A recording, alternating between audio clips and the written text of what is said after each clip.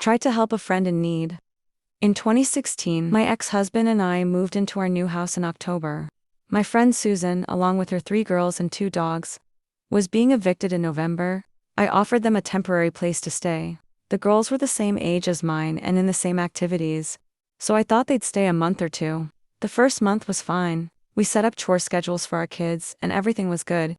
But by month 2, Susan and her girls started acting as if the house was theirs. Susan stopped looking for a place and had no intention of moving out.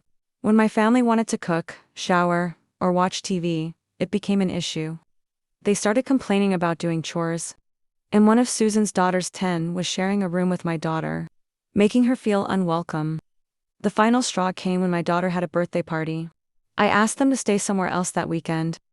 Susan threw a fit when she found out her daughter wasn't invited. My daughter didn't want her there, and Susan yelled at her, calling her a spoiled brat. Susan also made derogatory remarks to my daughters. My ex-husband had enough and gave Susan a 30-day eviction notice. The next month was a nightmare. The youngest daughter kept telling my daughters it was their fault. They were being kicked out. Fortunately, they spent most of the time at Susan's boyfriend's house. But when they were home, it was chaos. On moving day, Susan hadn't packed a thing. My family packed her stuff into black bags and boxers, placing them on the porch. We took pictures of everything to protect ourselves. Knowing her history of being vindictive, we had a family friend as a witness. She was welcome to check her things but never came in or rang the doorbell.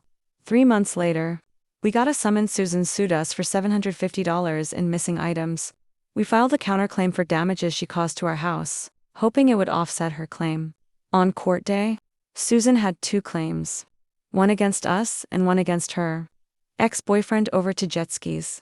He had sold them to cover repair costs and unknowingly had a stolen car, which the cops came to retrieve. We tried negotiating, but Susan refused. The judge wasn't impressed with her lack of preparation. We won. A month later, we got notice she appealed and we had to return to court. Susan asked for a continuance, claiming she didn't know about the hearing. But the judge wasn't happy. He warned that if it came back, the judgment would stand, and she'd have to pay our lawyers' fees. After dragging it out, she finally dropped the case a day before the hearing. To this day, Susan tells people we screwed her over. All we did was try to help a family in need. I'm not sure I'll do that again.